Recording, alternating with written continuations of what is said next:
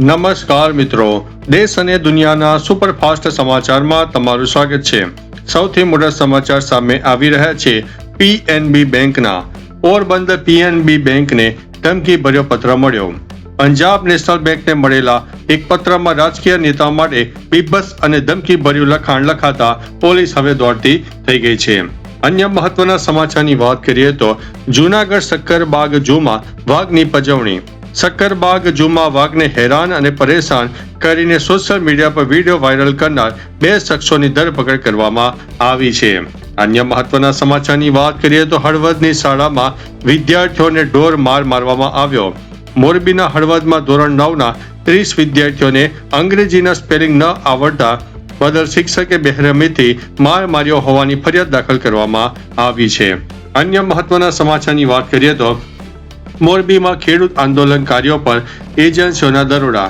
જેતપર ખાતે સરકાર સામે મોરચો મારનાર ખેડૂત આગેવાનોની ફેક્ટરીઓ પર સરકારી એજન્સીઓએ સર્ચ ઓપરેશન હાથ ધર્યું છે। અન્ય મહત્વના સમાચારની વાત કરીએ તો માલપુરમાં ટ્રેક્ટર ભાડા કરાર કૌભાંડ। અરવલ્લીના માલપુર બાદ મેઘરજ તાલુકાના 22 ખેડૂતો સાથે 89.25 લાખની છેતરપિંડી આચરવામાં આવતા નવો ગુનો દાખલ કરવામાં આવ્યો છે। અન્ય મહત્વના સમાચારની વાત કરીએ તો થરાદ મામલતદાર કચેરીમાં એસીબીની રેડ। બનાસકાંઠાના થરાદ મામલતદાર કચેરીનો પટાવાળો લાંચ લેતા લાંચ રૂશ્વત વિરોધી બ્યુરો એટલે કે એસીબીના હાથે રંગે હાથે ઝડપાઈ ગયો છે। અન્ય મહત્વના સમાચારની વાત કરીએ તો મહેસાણામાં લાંચિયા અધિકારીઓ પર તરાપ મારવામાં આવી। મહેસાણા જિલ્લામાં એસીબી દ્વારા મોટી સર્જિકલ સ્ટ્રાઇક કરીને ભ્રષ્ટ સરકારી કર્મચારીઓને સકંજામાં લેવામાં આવી રહ્યા છે।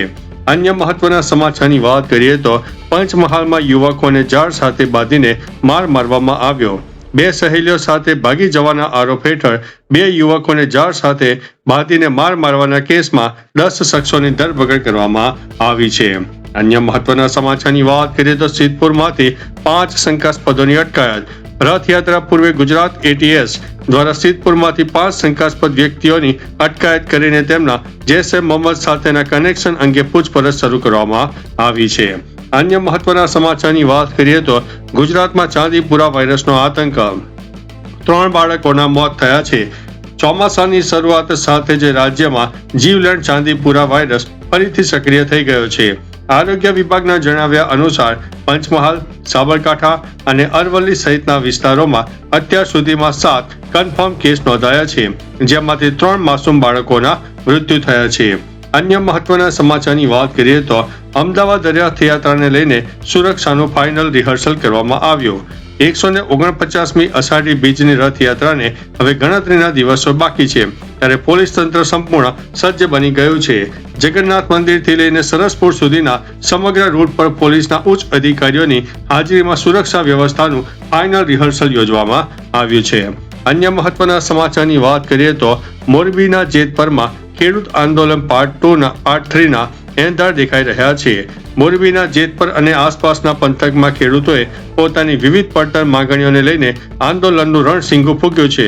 ખેડૂતો મોટી સંખ્યામાં એકત્ર થઈને પોતાની માંગણીઓ સંદર્ભે જિલ્લા કલેક્ટર કચેરી સુધી એક વિશાળ રેલી યોજીને આવેદનપત્ર પાઠવવાની તૈયારી કરી રહ્યા છે। અન્ય મહત્વના સમાચારની વાત કરીએ તો અમદાવાદ અને સુરતમાં રોગચાળાએ માથું ઊંચક્યું છે।